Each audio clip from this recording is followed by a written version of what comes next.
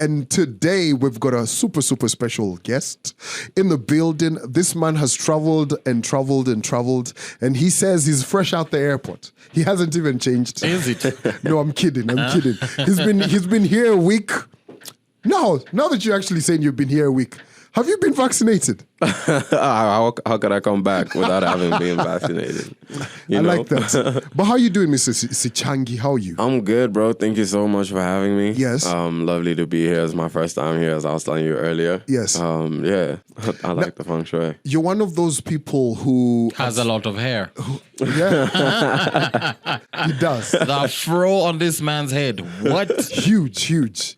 If we trying. Yeah. You sure Thank that's you. not a weave? It might No. be. It's your own. It might be. Looks good. Thank you, Listen, bro. Very I healthy. appreciate it. A lot of girls must just look at you and go like, I want. From Very another much, brother yeah. who has hair in the studio, welcome. Thank you, bro. Yeah, it's actually gotten me in trouble. Oh, come on. We have an anthem. You don't. Bald men. Now, this man has, he's traversed the continent and he's back in the building. He's got a brand new EP, which is dropping later this week. And we had to get him into the studio to tell us about, this project, right? Now, previously, I've listened to a couple of your projects. Super eclectic, soulful, but I like how your journey has been so far. Tell me, from the previous songs to what is on the EP, and we've actually got a songs that will be dropping in a couple of minutes. Mm-hmm. Tell me, what's the difference? What's different in terms of the sound for this EP that's coming out? Right. Well, the project is out actually. Yes. I don't know. Everybody just call it EP, album, whatever. Yes. But to me, it's exactly what it is. It's called Soundtrack to a Heartbreak, and it's exactly that. It's a soundtrack. You know what I'm saying? That's kind of No, I don't. Soundtrack to a heartbreak. Yeah, Is there a soundtrack. movie Because, coming you see, out? No, that your life is the movie. Okay. So that's the soundtrack. Sweet. To like you, whatever that movie that I was trying to paint. Because at the same time, music is so subjective to a certain degree that it's just like, okay, cool. What if I was able to kind of score a topic rather than try and make this whole visual side that's now paired with this whole music, and then all the music comes out later. I was like, no, you listen to it, because your life can be a movie like all the time anyway. Yeah. So that's why I decided to call it a soundtrack. But yeah, EP, album, whatever. Yes. Doesn't matter. A bunch of fire songs. Fire songs. But in regards to the previous works that I've done, I feel like before I was more focused on just being really good at production. Yes. And just diving into being able to bring out different things from different people. So my last album was called Project Greatness. It was called The Project Greatness. Yes. It was mainly feature-centric. I had a lot of features. I wasn't really being vocal at that time, so I just wanted to kind of be like a Pharrell, or just somebody who can like plug themselves anywhere and just like do anything. And so I feel like that kind of informed what I did now, because this project's taken me. I started them around the same time. Soundtrack to a Heartbreak and The Project Greatness was started at the same time, and they were supposed to come out as a double album. And then I got the chance to perform The Project Greatness and like did this whole live rendition when I was opening for Shekinah at Blankets. Oh, yeah, I remember that. Yes. And then after that, I was like, oh, hold on. I think I know where I want to take this other project. And so like I just went back to the lab with it and changed it, crafted it. So I kind of taught myself how to express myself vocally, just in terms of lyrically and just tonality, and just learning how to use your voice as an instrument, and just growing comfortable in finding my own voice rather than, because initially it was just like, I'm influenced by who and who, and it's like you write something in that person's voice. Yes. You know what I'm saying? Talking about influences, right? Before we even get lost in all of that, what are some of your influences? Because I can see when you say it, right, but it's not for me to actually say that. What are some of your influences? In terms of production, I would say my influences are like You said Pharrell. Yeah. I said Yes. Pharrell. I mean Timberland. A lot of like people like Bad, Not Good. And let's say like Just Blaze. Oh, okay. Okay. You know, like, Kanye? yeah, definitely Kanye. Who else is in there? MF Doom. A lot of people don't know that What? MF Doom was a producer. You actually threw MF Doom in that. Okay. Now, okay. You know? Much respect to that. If you're actually listening to MF Doom as well. yeah. What? Big, Okay, so huge. that's in terms of production. What about in terms of pen game? In terms of pen game, I would say just a band. Okay. Karen, that's a fine writer. I'm You influenced guys by have people worked who are together? around me. Yeah. Yes. You know, because like there's so many times we're working, I'm like, I really want to write like this, man. Yeah. You know, who else? Ghostface. Ghostface Killer. Yeah. Wow. God, Ghostface. Like, Bro, I just who else? Let's say, I would say,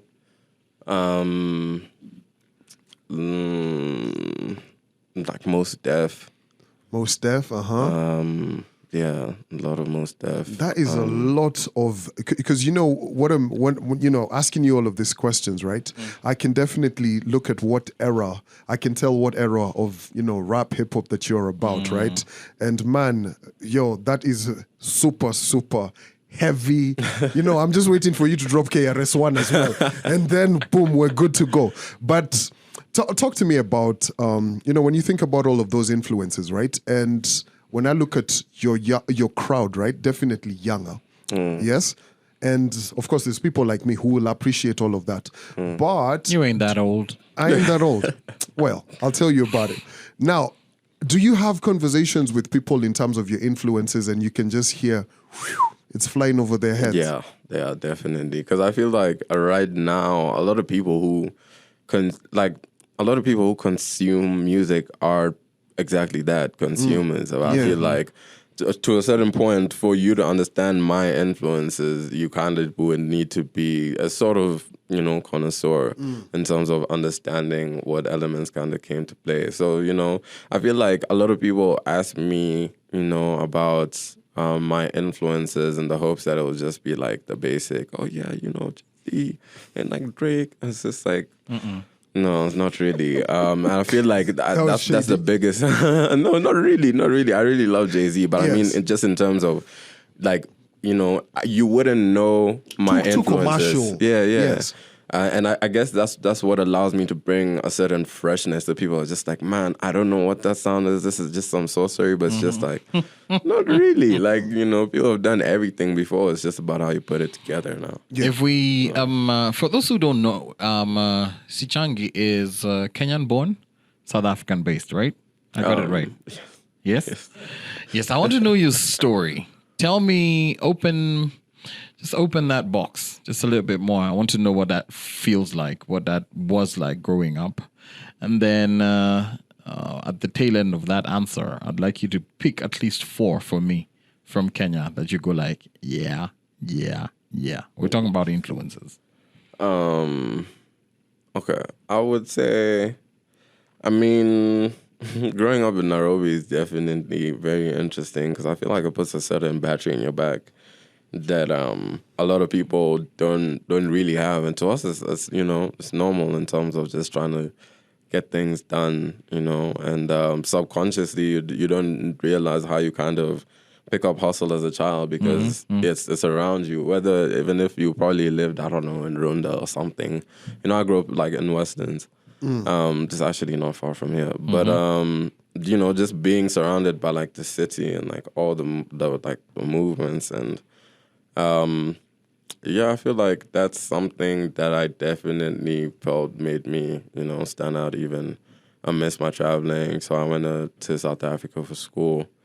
And I feel like, you know, aside from being a student, I feel like just the ability for me to balance all these different facets was made easier by the fact that I grew up in Nairobi, because to me, I don't see it as, oh, you're doing so much, as I'm doing what I need to do. Yeah. So Family-wise, influence? Anyone musical in the family? My brother used to be a rapper. And I mean, he was really, really, really, really good. I mean, he's a poet. He's an academic. Like he's a lawyer now. But he's always just been, on the other side of like books and just like the way he uses his words is insane. Yeah, I feel like that was definitely an influence, because if it wasn't for him really being into rap, then I wouldn't have really like discovered or been around like Nas and DMX and, like Jill Scott and all these people. So pretty fast. Pick for me 4. From here. Yes. Blinky, definitely.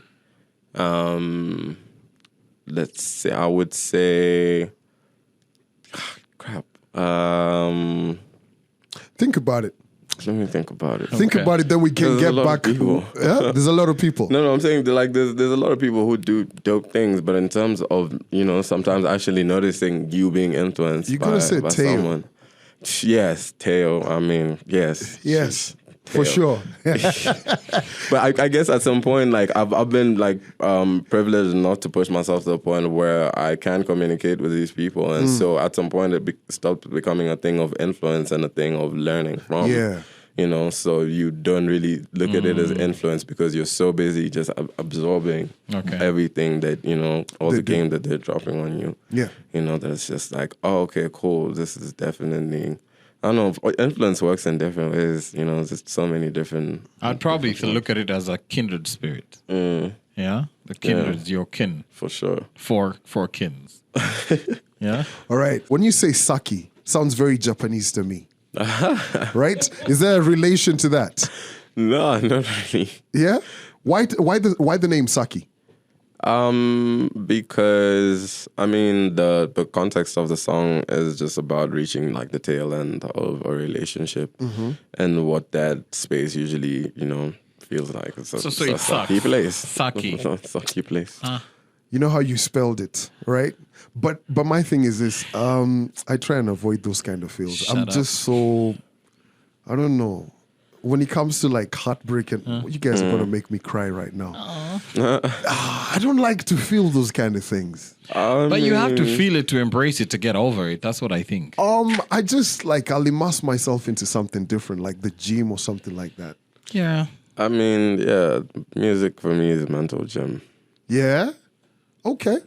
I like that. Yeah. So what elements, now that we're talking about, and a big part of it, the conversation this morning, you've told us about, the writing, talking to like different creatives, learning from them, the production element. What is it that you now enjoy the most? I guess I would say I enjoy the multifacetedness. Like I feel like everything, like there's fun in everything, and just kind of being like influenced and influencing them back. I feel like that's also something that's really, really dope right now, because a lot of the people like I've worked with from here, let's say Karen and Teo and Blinky, are people who I've listened to for a minute. And so just being able to come in with like that respect already, but the humility to be able to just be like, okay, let's work out an idea, and they're just like, oh, this is insane, and I'm just like, what?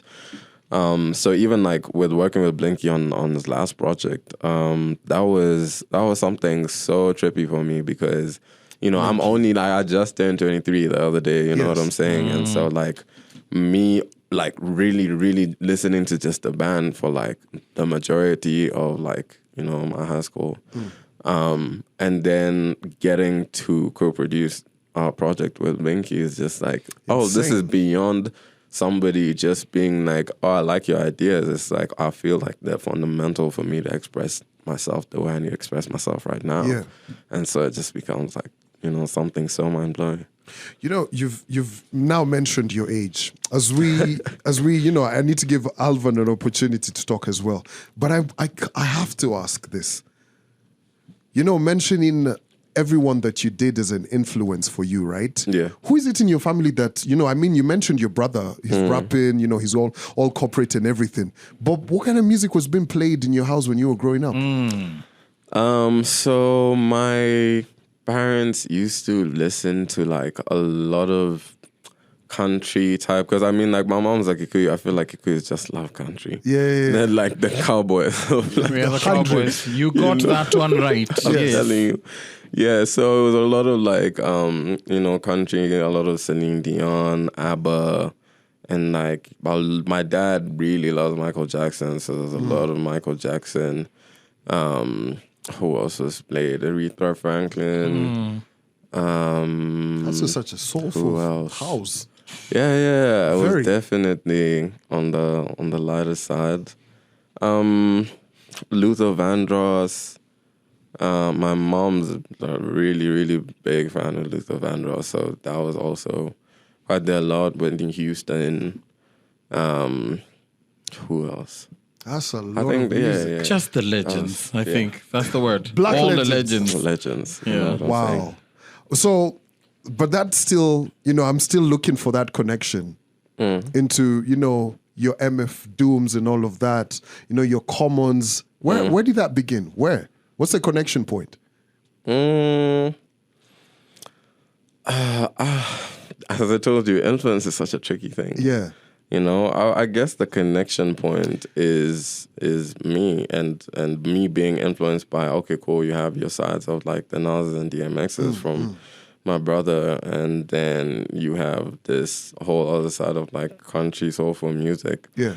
And then if you go listen to like, I guess, the album Kanye produced, Finding Forever, it's just like, you get to see how there's that soul and then the bars. And so I guess for me, that's why I was appealed to it, because it was something that was like, oh, this is like rhythm and poetry. It's not just like, oh, straight up like aggressive, like, you know, rap. And so I feel like that was definitely, I guess that's how I ended up, you know, with the Commons and the MF Dooms. Because like, I mean, MF Doom sample Sade, you know, which is something my mom would listen to. Yes. So I guess That's a connection right there.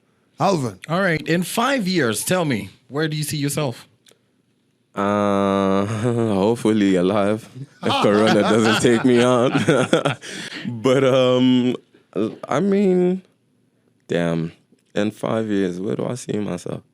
I feel like I see myself beyond where I could possibly say I see myself right now. Yes.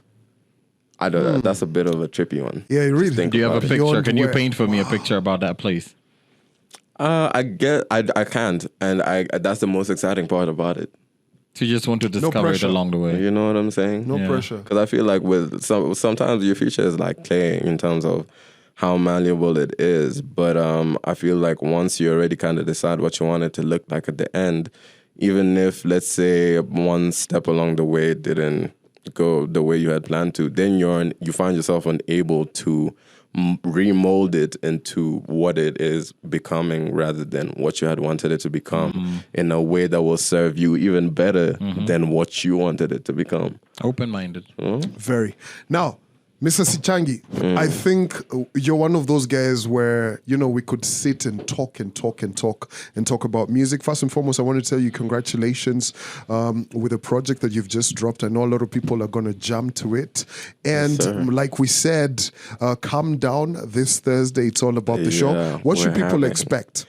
I mean, we're doing the soundtrack, the Heartbreak experience, the whole project. We're doing the whole project, and the features are gonna be there. We have a couple of DJs and live acts from Kelela Collective to Blinky to Karen, and them also doing their individual Projects. Yeah. Yes. So it's gonna be at the Alchemist on the 9th. And I feel like, to be honest, I'm really excited for it because I've never really done this before. Because Yes. even with the Project Greatness, I wasn't as vocal, so it's definitely live band. We've reworked the whole production. Yes. So yeah.